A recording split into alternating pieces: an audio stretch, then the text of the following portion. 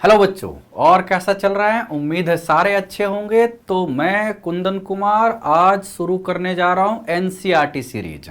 यहाँ पर क्या है, आपके जो बच्चे अभी क्लास 11th में आए हैं या जो बच्चे 12th में हैं और बहुत आसानी से 11th के एनसीईआरटी को रिवाइज करना चाहते हैं, उन दोनों के लिए ये सीरीज बहुत इंपॉर्टेंट है। टॉपिक आसान, मीडियम, टफ हो सकते हैं, यानी उसके अकॉर्डिंग हमें एनसीईआरटी डिस्कस करना होता है। ठीक है, तो हम यहां पर क्या करेंगे, एनसीईआरटी के चुन चुन के सारे एक्सरसाइज के चुन चुन के सारे क्वेश्चन का वीडियो सोल्यूशन आपके पास अवेलेबल करवाएंगे। और इसका शेड्यूल हमने ऑलरेडी दे रखा है बच्चों, आप उसके अकॉर्डिंगली हमारे चैनल पर आके इसका वीडियो सोल्यूशन देख सकते हो। हमने टाइमिंग ऐसी रखी है कि जस्ट सोने या डिनर के बाद, सोने के पहले डिनर के बाद आप इसको आधा एक घंटा देखें, आपका दिन यानी रात अच्छा जाएगा। और मैथमेटिक्स के जो एक हवा है या डर का माहौल है कि भाई मैथमेटिक्स जेईई मेन में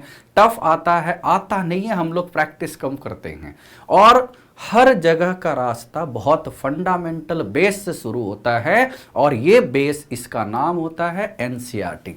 हम हमेशा ये भी बोलते हैं कि आपको प्रैक्टिस किसी रेफरेंस बुक ज़्यादा प्रैक्टिस करना चाहिए, लेकिन वो ज़्यादा कब करोगे, जब मिनिमम रिक्वायरमेंट तो पूरी करोगे तब ना, है कि नहीं? तो minimum requirement is the NCERT revision. ठीक है बच्चों, तो आज हम सेट थ्योरम जो टॉपिक है उसका एक्सरसाइज 1.1 डिस्कस करेंगे। और इसी तरीके से हर दिन जो भी शेड्यूल में हमने थंबनेल में दे रखा है उसके हिसाब से आपका हर दिन एक एक एक्सरसाइज होते जाएगा। किसी दिन आसान आएगा, किसी दिन आसान नहीं आएगा, किसी दिन मीडियम आएगा, किसी दिन टफ भी आ सकता है। ठीक है, तो इस कैटेगरी में आपको ये देख लेना है बच्चों। और ये पूरा का पूरा रिकॉर्डेड लेक्चर आपके पास जाएगा, जिससे आप रिवाइंड फॉरवर्ड करके आसानी से इसको देख सको। हम इसमें नहीं चाहते कि यदि आप जेईई मेन, जेईई एडवांस के एस्पिरेंट हो तो ज़्यादा टाइम इस पर आप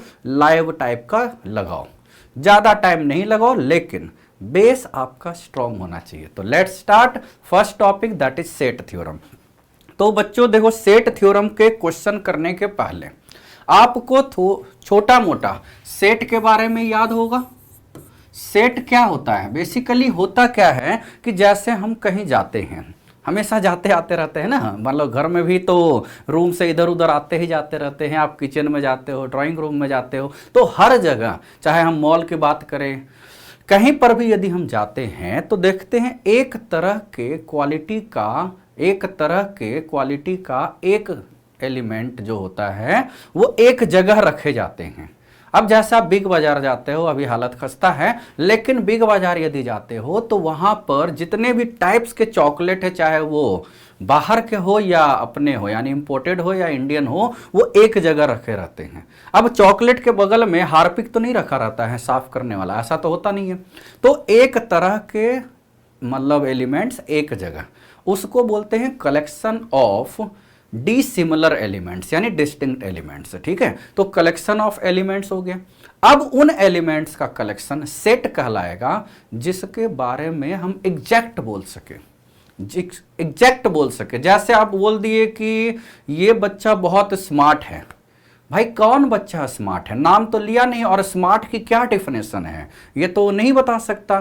किसी के लिए वो स्मार्ट है, किसी दूसरे के लिए वो बेवकूफ़ हो जाएगा, रिलेटिव टर्म्स है ना वो। तो स्मार्ट हो गया, ब्यूटीफुल हो गया। जैसे हमने बोला collection of beautiful girls in the class, तो ऐसा नहीं सोचना है कि सर क्लास में नहीं है, नहीं, हम वो नहीं पूछ रहे हैं। हम पूछ रहे हैं कि ये सेट है या नहीं है। सर क्लास में नहीं है, भाई ये नहीं, इसकी क्या डिफिनेशन है ब्यूटीफुल की, ये तो पर्सन टू पर्सन वारी करता है बच्चों। इस वजह से this is not a set. तो ऐसे ऐसे आपने बहुत एग्जाम्पल कर लिए होंगे, तो उसी को यहां पर हमें क्या याद रखना है, वेल डिफाइंड कलेक्शन, है ना, वेल डिफाइंड, ठीक है, well defined collection of distinct and distinguishable objects. Distinct क्यों? एक ही एलिमेंट कितने बार लिखोगे भाई, है ना, डिस्टिंक्ट होना चाहिए, एंड डिस्टिंक्शबल ऑब्जेक्ट्स। ठीक है, जिसके बारे में आप बोल सको कि सर यही होगा डिस्टिंग्विशेबल ऑब्जेक्ट्स, इसको आपको क्या बोलना है, इज नोन एज सेट। मतलब ये बहुत ही बेसिक डिफिनेशन है। अब सेट जो है ये क्या होता है भाई, ये तो वेल डिफाइंड कलेक्शन है। जो इसके कलेक्शन जो होंगे उसको किसी डब्बे में बंद करेंगे, मैथमेटिक्स में किसी ब्रैकेट में बंद करेंगे। तो ब्रैकेट तीन तरह के होते हैं बच्चों, आपको पता है। ब्रैकेट ये होता है, ये होता है और ये होता है, तीन तरह के ब्रैकेट ना। सबसे अच्छा कौन सा लग रहा है भाई, ये वाला लग रहा है सर, एकदम सही बोल रहे हो भाई, ये वाला ब्रैकेट लग रहा है ना। तो ब्रैकेट ये यूज किया जाता है, कैपिटल अल्फाबेट से लिखा जाएगा, ब्रैकेट हमेशा यही यूज किया जाएगा। और इसके अंदर एलिमेंट लिख देंगे, जैसे एलिमेंट हो गया ए, ई, आई, ओ, यू, जानते हो this is a set of vowels in alphabet.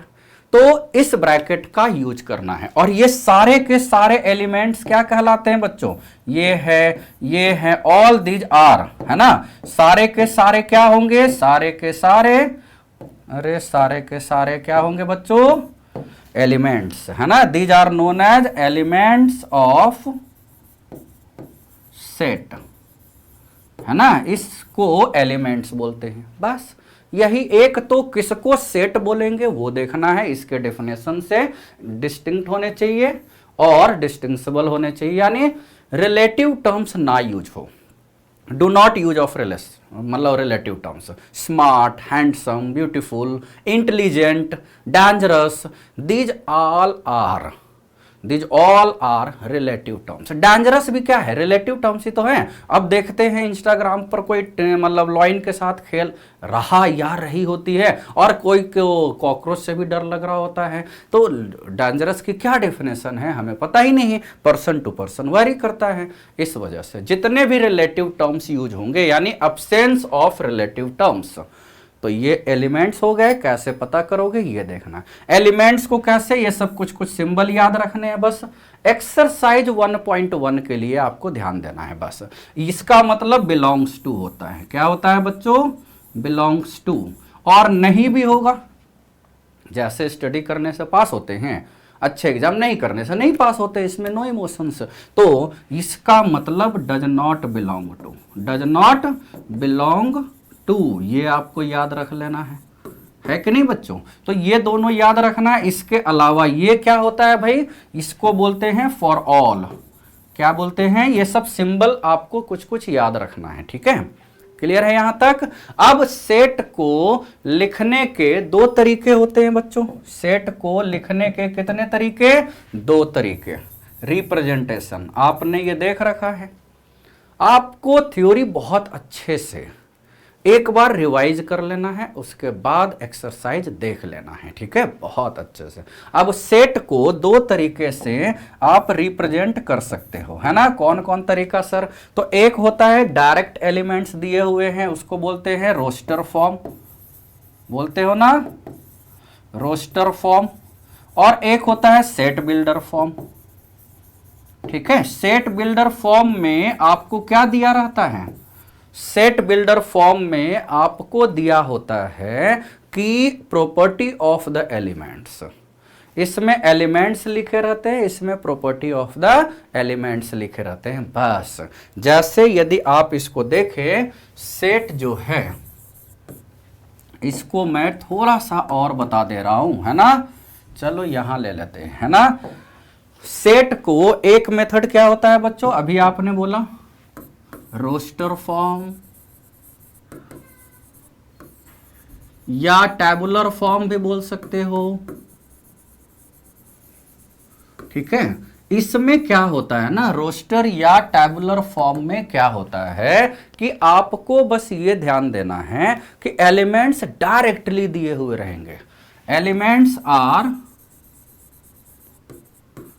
Retain directly, ठीक है।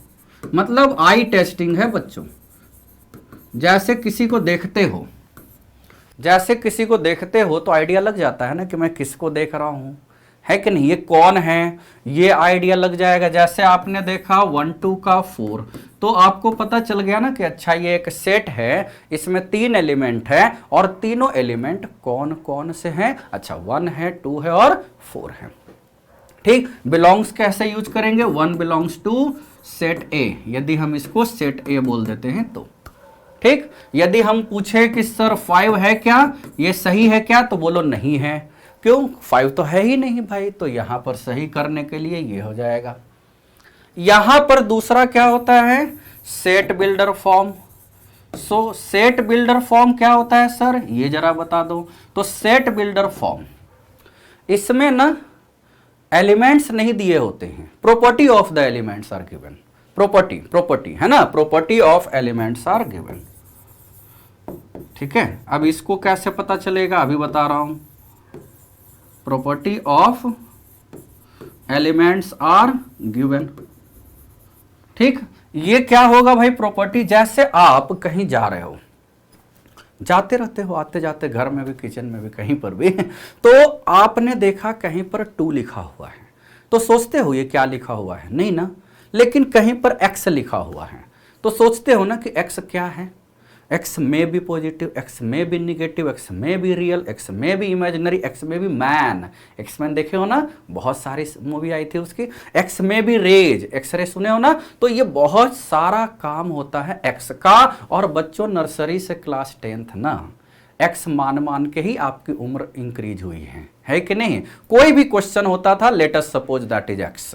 अब x कुछ भी आ रहा था, पुट कर देते थे, सोल्व करते थे, x आ जाता था। तो यदि यहीं पर x लिखा हुआ है, चलो मैं बताता हूं, x लिखा हुआ है।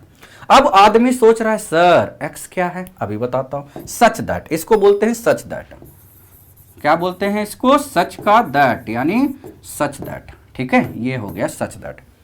अब x क्या है? तो x such that x is a prime number. x लिखा हुआ है, ये कुछ दिया हुआ रहेगा, सोचना नहीं है। Is a prime number less then 10, 10 से कम प्राइम नंबर। जरा बताओ तो क्या क्या होता है भाई? ये दिया हुआ है, तो जब ऐसा लिखा हुआ रहेगा तो ये तो प्राइम नंबर है और ये प्रॉपर्टी दिया हुआ है। अब डायरेक्ट पता नहीं चलेगा, आंख से तो नहीं पता चलेगा, दिमाग से पता चल जाएगा। तो इसको सेट बिल्डर फॉर्म बोलते हैं और इसका रोस्टर फॉर्म क्या हो जाएगा? चलो बदल देते हैं।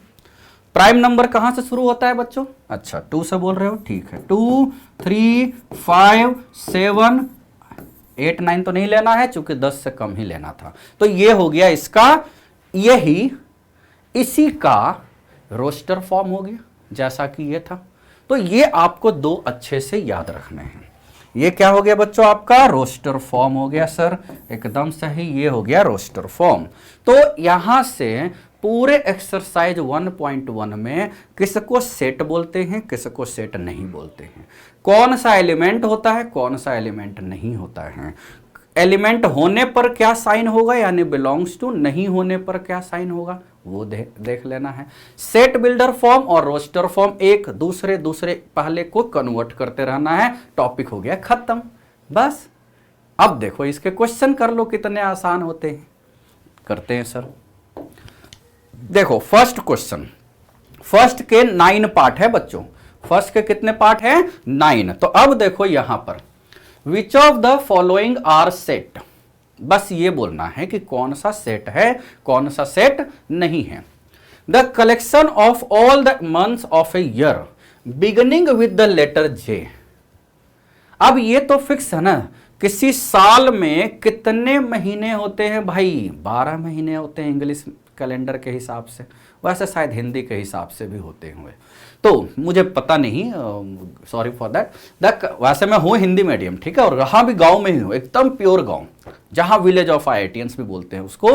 रहा प्योर गांव में हूँ, पेरेंट्स प्योर गांव में हैं, अभी भी बीच में आते रहते हैं, लेकिन यार हिंदी महीना नहीं पता किया, personal problem. The collection of all the month of a year beginning with the letter J, कौन कौन सा होता है? एक तो जनवरी है ना, जनवरी होता है ना, फिर क्या होता है? फरवरी, मार्च, अप्रैल, मई, जून और जुलाई, जून, जुलाई, अगस्त सितंबर अक्टूबर नवंबर दिसंबर, तो यही हो गया ना, तो ये तो फिक्स हो गया, that is A set, so this is a set, ये सेट हो गया। अब इसमें कोई ऐसा तो नहीं बोल सकता ना सर फिक्स नहीं है, जे से कौन शुरू होता है, नहीं, वो बोलने वाला ही झूठ बोल रहा है ना, ठीक है। The collection of 10 most talented word जो आया ना, that is a relative terms, है ना, ये जो आया मोस्ट हो या बिना मोस्ट हो, ये सारे के सारे रिलेटिव टर्म्स होते हैं बच्चों, क्या है ये, रिलेटिव टर्म्स है, so not a set, not a, अरे ये कौन सा कलर आ गया भाई, खराब लग रहा है ना, मुझको भी लग रहा है, पता नहीं, चलो, नॉट ए सेट, याद रहेगा, रिलेटिव टर्म्स की वजह से, यानी this is a set, this is a set, ठीक, ये तो नहीं हुआ भाई। तीसरा, ए टीम ऑफ 11, क्रिकेट में है बेस्ट, यहां भी लग दिया भाई, बेस्ट वगैरह क्या होता है भाई, ये तो रिलेटिव टर्म्स है, कोई होता है क्या बेस्ट, कुछ टाइम के लिए होता है ना, सब के लिए थोड़ी होता है भाई, जो टाइम डिपेंडेंट होता है रिलेटिव टर्म्स होता है, जैसे मैं अच्छा पढ़ाता हूं, 2 साल बाद कोई मुझसे अच्छा पढ़ाएगा, तो ये मैं अच्छा कब तक पढ़ाऊंगा भाई, है ना, तो ये रिलेटिव टर्म्स, और वो भी मैं बोल रहा हूं कि मैं अच्छा पढ़ा रहा हूं, दुनिया तो मान नहीं रही है ना, तो इसका मतलब these are the relative terms, है ना, तो ये भी आ गया रिलेटिव टर्म्स, रिलेटिव टर्म्स है ये, सो नॉट अ सेट, बस यही तो आपको देखना है, तो ये हो गया not a set. Fourth one, the collection of, क्या है भाई, रीड कर लेता हूं, all boys in your class, भाई क्लास में कौन बॉयज है, कौन गर्ल्स है, कौन बीच में है, ये तो आपको पता है ना, कि उसमें भी कंफ्यूजन है, नहीं ना नहीं कंफ्यूजन होना चाहिए, एग्जैक्ट पैरामीटर है, so this is a set, है ना, दिस इज ए सेट, कोई कंफ्यूजन तो नहीं है ना भाई कि कौन है कौन नहीं है, जस्ट जोकिंग। तो the collection of all boys in your class, आसान है, चलो आसान है।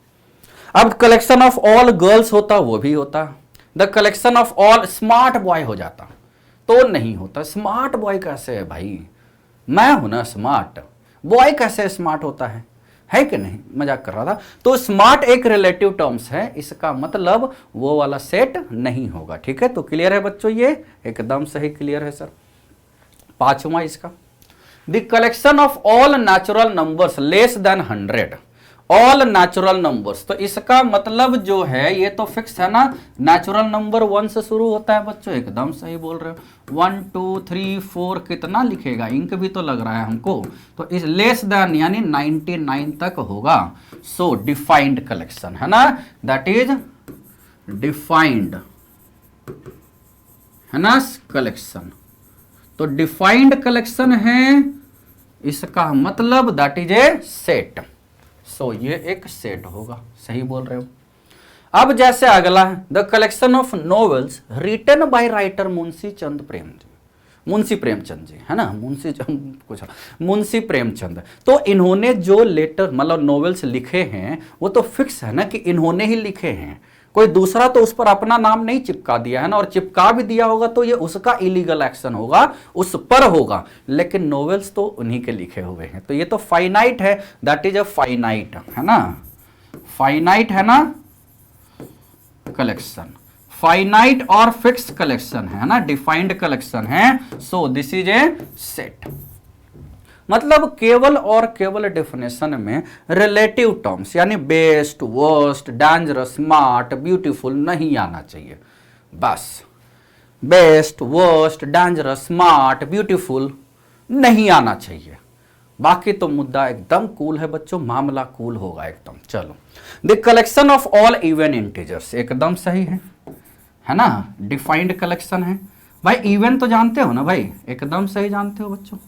अच्छा, इवन में ना एक चीज ध्यान देना है बच्चों, ये थोड़ा सा जेई मेन जेई एडवांस के लिए भी याद रखना होता है, इवन इंटीजर कहां से शुरू होता है, 0 से, कुछ बच्चे 0 को न्यूट्रल मानते हैं, नहीं न्यूट्रल थोड़ा, पानी थोड़ी पी रहे हो कि पीएच स्केल देख के पीना है, 0 इज कॉल्ड इवन नंबर।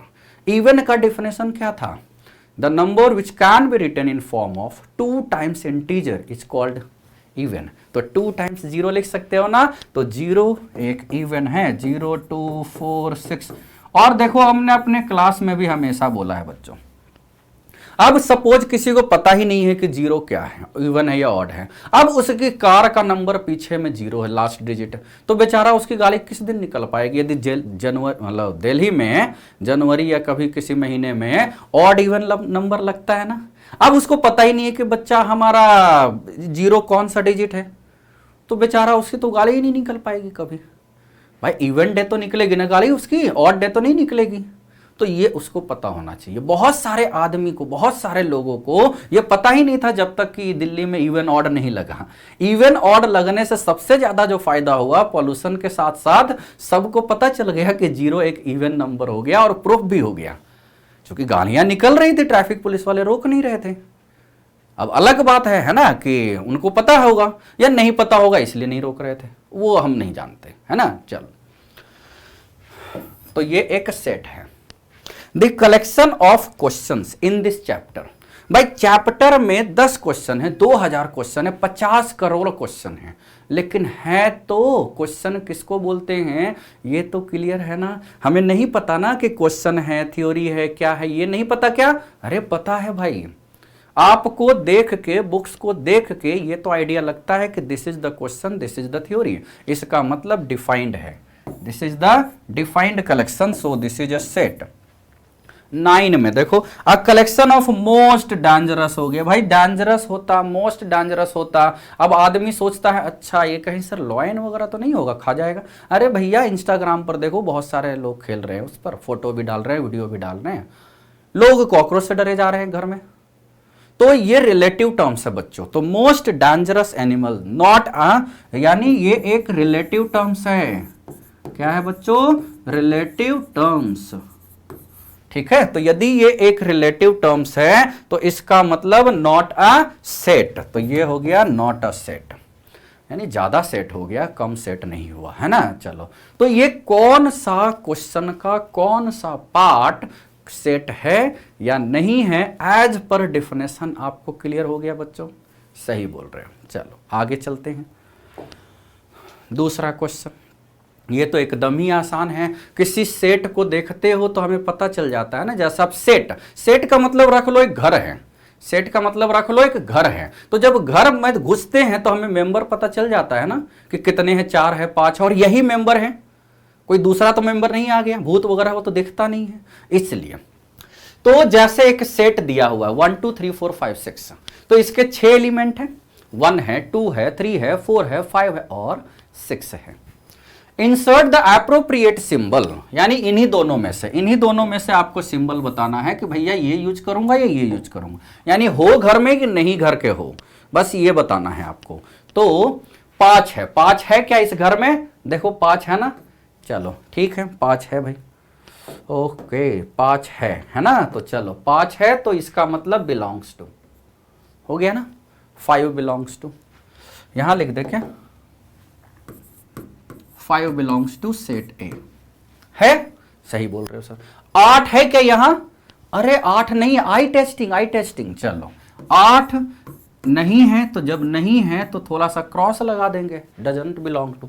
0 है क्या? अच्छा नहीं है भाई जो है जो नहीं है वो तो देख के ही पता चल रहा है ना।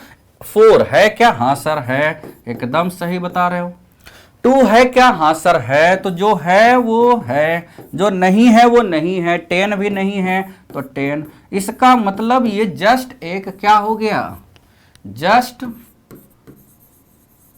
राइट एलिमेंट्स, है ना, राइट एलिमेंट्स एंड आइडेंटिफाई, है ना, कौन सा सही होगा, कौन जो सही होगा उसके साथ कैसा साइन, जो नहीं सही होगा उसके साथ कैसा साइन, ये बस बता देना है बच्चों। तो आपका ये तो बहुत आसान है ना।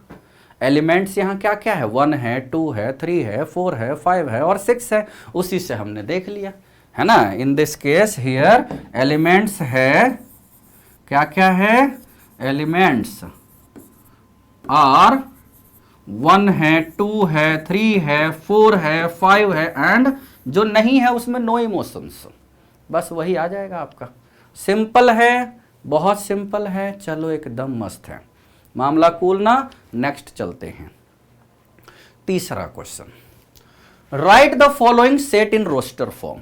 अब रोस्टर फॉर्म में लिखना है, यानी दिया तो होगा सेट बिल्डर फॉर्म में। सेट बिल्डर फॉर्म में यानी एक्स की बात चल रही है, ये सच दैट हो ये वाला या ये हो, दोनों का मतलब सच दैट ही होता है, सेमी कॉलन या दो बिंदी, दोनों का मतलब सच दैट। ठीक है, ये है।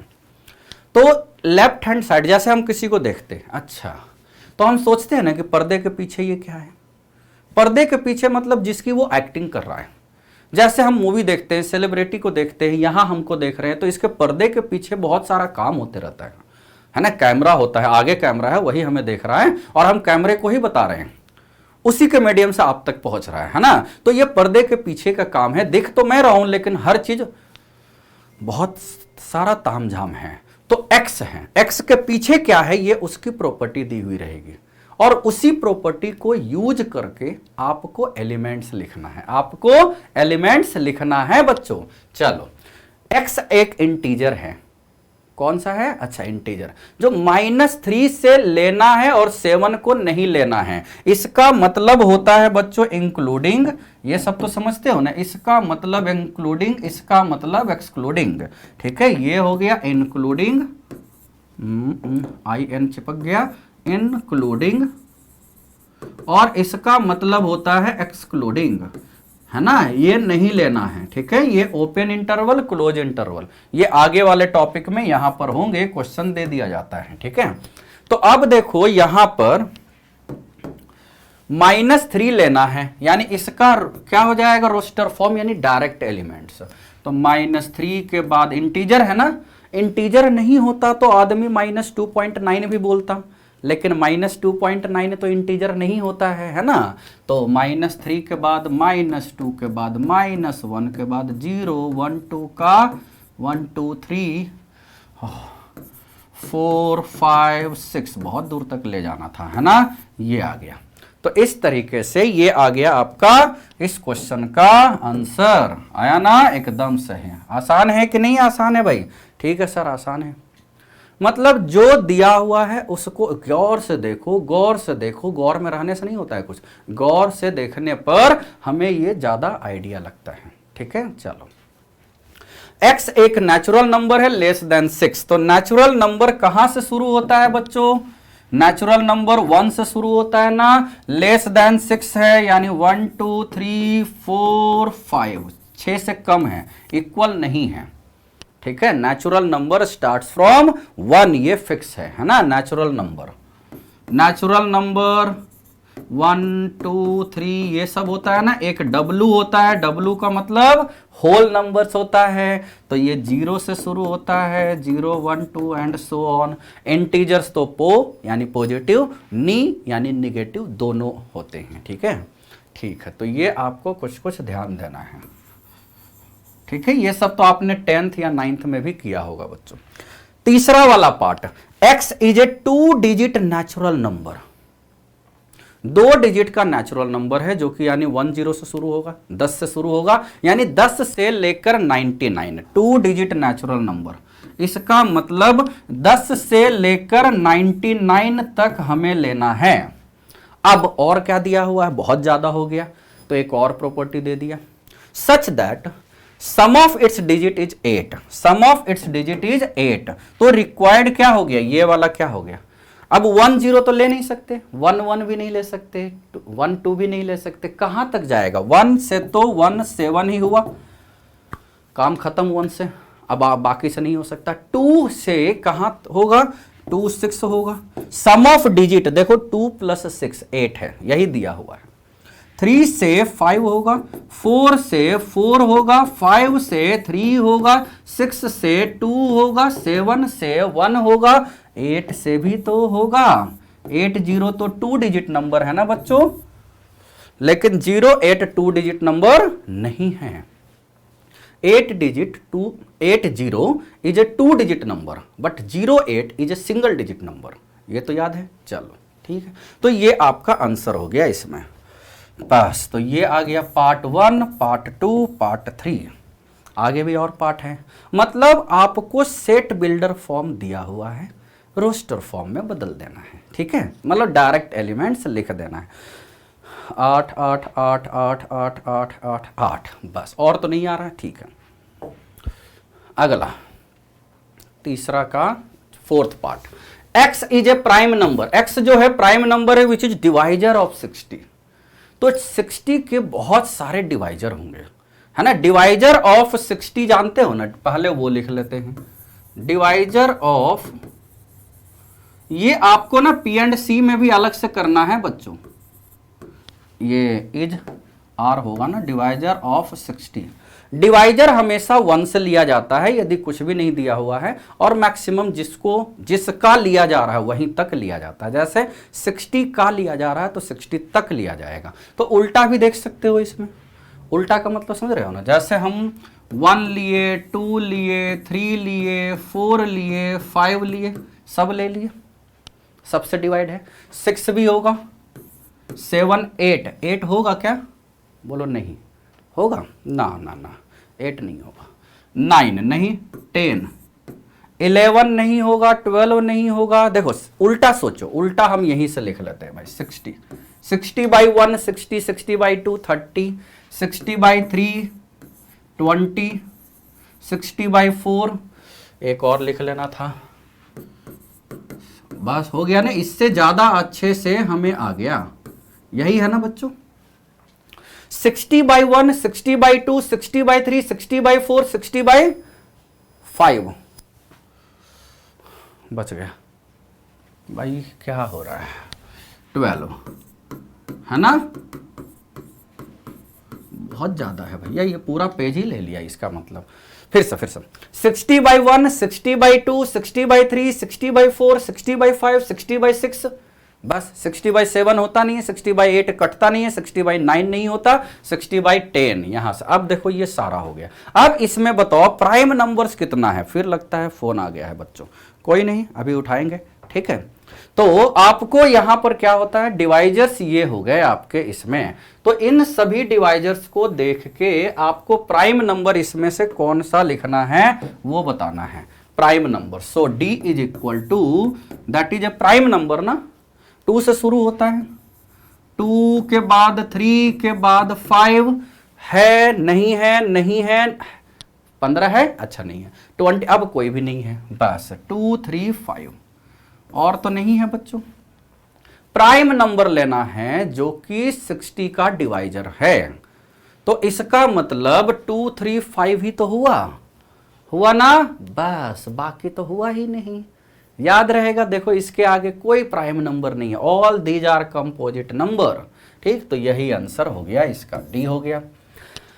ई part, the set of all letters in the word trigonometry. इसके बाद सेट रिलेशन फंक्शन के बाद कौन सा टॉपिक है, ट्रिगोनोमेट्री, तो उसी का लिखा है। तो यहां पर टी है एक बार, दो भी बार रहेगा हम लिखेंगे तो एक ही बार, है ना। टी हो गया, आर हो गया, आई हो गया, जी हो गया, ओ हो गया, एन हो गया, T R I G O N हो गया। अब ओ हो चुका है, एम नहीं हुआ है, ठीक।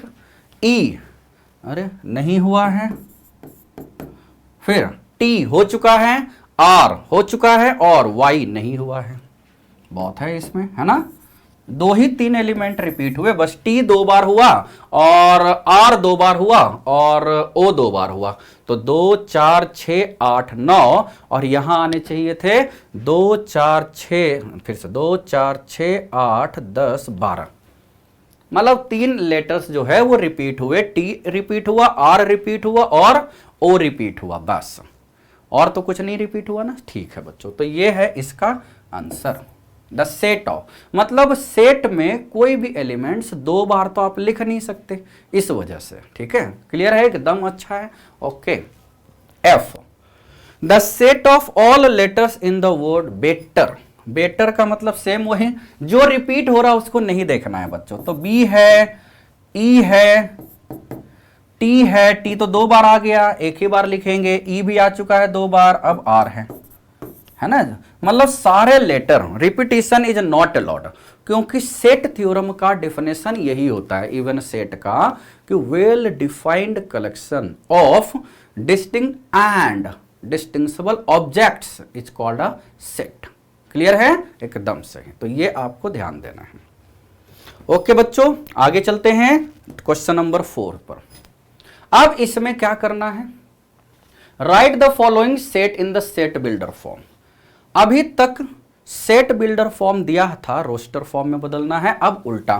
तो ये उल्टा लिखना थोड़ा ज्यादा चैलेंज है, क्योंकि ये डिफरेंट टाइप्स के लिख सकते हो बच्चों, कुछ भी लिख सकते हो इसमें अलग अलग करके, है ना। जैसे ये है 3 का मल्टीपल है ना, 3, 6, 9, 12, तो इसको लिख सकते हो x। अब x क्या है सर, बताता हूं। x इज इक्वल टू, ये है x is equal to 3n, ठीक है, where n is a natural number. इसमें क्या है ना, आंसर वैरी कर सकता है from the books, from the study package और अदर पैकेज, ठीक है। Natural number, n is a natural number less than, हम इसको यदि लेस देन बोलते हैं तो 5 बोल सकते हो, है ना। लेस देन इक्वल टू, देखो इसी को इंग्लिश में लिखो, लेस देन इक्वल टू तो 4 लिख सकते हो। तो n एक नेचुरल नंबर है, n 1 से शुरू होगा तो 3 आएगा, n 2 तो 6, 3 तो 9 और 4 तो 12 हो गया ना। 4 तक ही लेना है चूंकि 5 से कम लिखे हैं।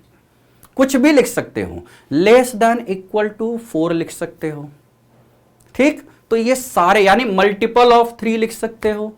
x इज ए, जैसे यहां पर इसके जगह पर और क्या लिख सकते हो, है ना, मल्टीपल ऑफ 12, मतलब मल्टीपल ऑफ 3 लेस देन, मतलब less than equal to 12। This can be also written as, है ना। इसको और क्या लिख सकते हो, और x। अब x क्या है बच्चों, x इज ए, x क्या होगा, x इज ए मल्टीपल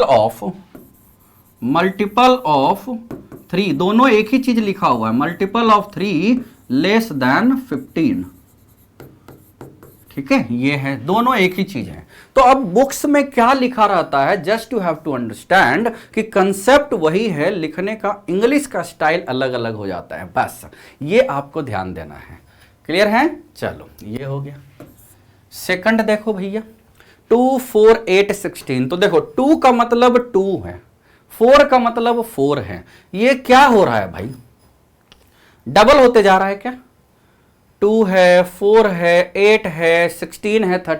तो ये 2 का पावर 1 है, 2 का पावर 2 है, 2 का पावर 3 है, 2 का पावर 4 है। इसका मतलब दिस इज x, अलग कलर से लिखते हैं, this is equal to x। अब x क्या है, तो x इज इक्वल टू 2 का पावर n है, और n वही है नेचुरल नंबर, लेस देन कहां तक, लेस देन इक्वल टू 5, है ना। तो n is a natural number, n is a natural number less then, यदि लेस देन इक्वल टू लिखोगे तो 5, लेस देन 6 लिखोगे तो 5 तक ही लेना होता है, तो लेस देन 6। मेनली है सारे एलिमेंट वहां एक भी छूटे ना, सारे एलिमेंट आ जाने चाहिए, बस अपने आप मामला एकदम कूल हो जाएगा, ठीक है। नेचुरल नंबर है, 1 से शुरू हुआ है, 1 रखेंगे तो 2 आएगा, x इज इक्वल टू 2 आएगा। n 2 रखोगे तो 4, n 3 रखोगे तो 8, n 4 रखोगे तो 16, n 5 रखोगे तो 32 आएगा ना। तो ये आपको ध्यान देना है, बस। तो ये हो गया। तीसरा वाला देखते हैं भाई, 5, 25, ये भी सेम है, सेम वही दिया हुआ है x। अब x क्या है सर, तो x इज इक्वल टू 5 का पावर n है ना। n is a natural number, n belongs to natural, ये भी लिख सकते हो, less than, n is belongs to natural and n is less than, कहां तक लेना है, लेस देन इक्वल टू 4 ले ले क्या, ठीक है, चूंकि इक्वल टू भी लगा लिया बच्चों। n यदि 4 होगा तो 5 का पावर 4 दैट इज 625। तो ये भी ध्यान देना है, ठीक है। तो ये अच्छे से आपको सारा कर लेना है, x such that x is equal to 5 का power n belongs to natural number less than equal to 4, ठीक। चलो ये हो जाएगा। अब इसके बाद आगे देखते हैं, फोर्थ वाला देखो बच्चों, 2 है, 4 है, 6 है, ये तो इवन नंबर है, कुछ नहीं दिया हुआ है, तो x is equal to 2n। ठीक है, 2n है, जहां n नेचुरल नंबर है, n नेचुरल नंबर है, इसका मतलब 1 है, 2 है, 3 है, 4 है, कुछ भी लिख सकते हो। n1 रखोगे तो x2 आएगा, n2 रखोगे तो x4 आएगा, n3 रखोगे तो x6 आएगा, एंड सो ऑन। देखो सारा आ रहा है ना, सही है। हम इस तरह के क्वेश्चन में यहां पर भी रख सकते थे क्या, 5 टू द पावर n के जगह पर 5n भी रख सकते हो, बोलो नहीं। 5n का मतलब 5 इंटू 1 5, वो तो ठीक है, लेकिन 5 इंटू 2 तो 10 होता है ना, हमें तो 25 लाना था। तो ये सब ध्यान देना होगा, है ना, ये सब हमें अच्छे से ध्यान देना है बच्चों। अब अगला ये देखो, दिख नहीं रहा है क्वेश्चन, मैं इसको ना उधर उठा के ले जाता हूं, तब इसको पता चलेगा कि भैया क्यों नहीं दिख रहे थे, है ना। ये है 149 अप टू 100, यानी 149 अप टू 100 दिया हुआ है, इसका मतलब ये तो परफेक्ट स्क्वायर है ना, तो this is equal to x such that x is equal to n square. 1 का स्क्वायर 1, n मतलब 2 का स्क्वायर 4, 3 का स्क्वायर 9, और n है natural number, n belongs to, है ना, जगह कम रहता है तो बिलोंग्स टू ही यूज किया जाता है, n इज नेचुरल नंबर। अब कहां तक, अपर फिक्स है 100 तक, 1 से तो शुरू हुआ, and n is less than equal to 10, 10 तक लेना है, n is less than equal to 10, 10 यानी 10 का स्क्वायर, दैट इज 100। तो इसका मतलब आपको क्या करना है, यदि सेट बिल्डर दिया हुआ है तो रोस्टर फॉर्म में, रोस्टर फॉर्म दिया हुआ है तो सेट बिल्डर फॉर्म में। तो सेट बिल्डर फॉर्म लिखना थोड़ा सा ज्यादा चैलेंजिंग है, क्योंकि मल्टीपल इंग्लिश के ऑप्शन हो सकते हैं। चलो और आगे इस पर प्रैक्टिस करते हैं। ये देखो, इसमें क्या करना है आपको, सेम वही elements, list all the elements of the, है ना, क्वेश्चन नंबर 5। छूट तो नहीं गया, देखो इसमें 5 ही क्वेश्चन था ना, हाँ 5 ही क्वेश्चन था, ओके 5 क्वेश्चन था, ठीक है। देखो, list all the elements of the following, ये भी वही है बेसिकली, सेट बिल्डर फॉर्म को ही रोस्टर फॉर्म में बदलना है। तो देखो, x is N odd natural number, तो इसका मतलब ये तो आसान लग रहा है ना आपको, ऑड नेचुरल नंबर कहां से शुरू होता है, 1 से, 3 है, 5 है, 7 है, 9 है, एंड सो ऑन। जब अपर बाउंडेशन है ही नहीं कि कहां तक जाना है, तो डॉट डॉट डॉट इसी के लिए तो बना है ना, बस यही आपको ध्यान देना है। बी इंटीजर है -½ से ज्यादा, तो -½ का मतलब होता है -0.5 से ज्यादा इंटीजर, तो 0 से शुरू होगा ना। 9/2 से कम है, यानी 4.5 से कम है, तो 0 1 2 3 4, सीधे सिंपल सा आंसर। चलो एकदम सही। सी वाला है, सी यहां पर क्या दिया हुआ है, x is an integer, x² less than equal to 4। देखो यहां से यदि आप इसको कुछ कुछ ना याद कर लो बच्चों, हम आगे भी बताएंगे आपको, ये सब इनइक्वालिटी आपका सारा क्लियर होगा। तो x² यदि less than equal to a² होता है, तो -a से +a होता है ये, ठीक। ये एक x² यदि greater than equal to a² होता है, तो x greater than equal to a और less than equal to -a होता है ये। तो ये आपको 2 चीज ना ध्यान देना है, 2 चीज क्या करना है बच्चों, ध्यान देना है, ठीक है, ये वाला।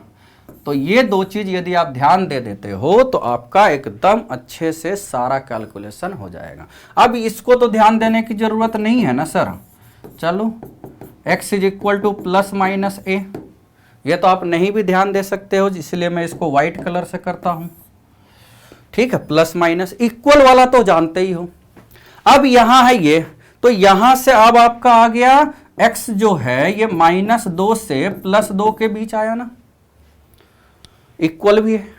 इंटीजर लेना है तो इसका मतलब -2 -1 0 1 2, बस 5 इंटीजर आ गया। सोचो आसान है ना। तो इस तरीके से जो हमें लिस्ट करना था सेट बिल्डर फॉर्म में दिया हुआ है, इंडिविजुअल सारे एलिमेंट्स निकालने हैं। इट मीन्स हमें रोस्टर फॉर्म में चेंज करना है। किस में चेंज करना है बच्चों?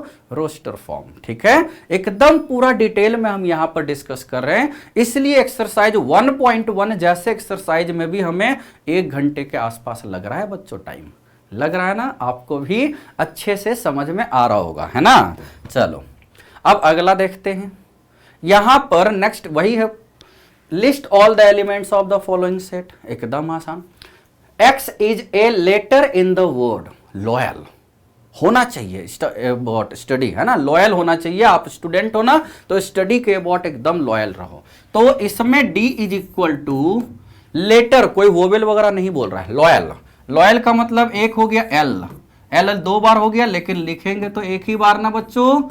एकदम सही, लोया। ऐसा रीड नहीं करना चाहिए चूंकि ये तो एलिमेंट हो गया तो LOYA, एल अब लिखने की जरूरत है नहीं, क्योंकि रिपीटिशन इज नॉट अलाउड, है ना? As only distinct letters, only distinct letters होने चाहिए। ठीक, याद रहेगा? ठीक है सर, एकदम सही, याद रहेगा। अब ई पार्ट देख लेते हैं। ई पार्ट क्या है? X is a month of a year not having 31 days. भाई 31 डेज वाला एक बचपन में बताया गया था ना, जो ऊपर आता है ना, वो 31 डेज, और जो नीचे गड्ढे में आता है वो 30 डेज या 28 29 डेज भी हो सकते हैं केवल फरवरी में। तो कम से कम 31 डेज नहीं लिखना है। तो जनवरी में आते हैं 31 डेज, तो ई जो है फरवरी, फेब्रुवरी, अच्छा महीना है ना? ठीक है सर। मार्च नहीं आएगा, अप्रैल ये लेना है। ठीक, मई नहीं लेना है, जून, जुलाई नहीं लेना है। ठीक है भाई, अगस्त भी नहीं लेना है, सितंबर ले लेना है ना? ये तो इंग्लिश ही लिखवा रहा है हमसे। अक्टूबर नहीं लेना है, नवंबर ले लेना है। ठीक है, तो इस तरीके से कितने महीने आ गए भैया? 2 4 5 ही महीने आ गए, यानी 7 महीने होते हैं 31 डेज के, और 5 महीने होते हैं नॉट 31 डेज के। 4 ही महीने होते हैं 30 डेज के।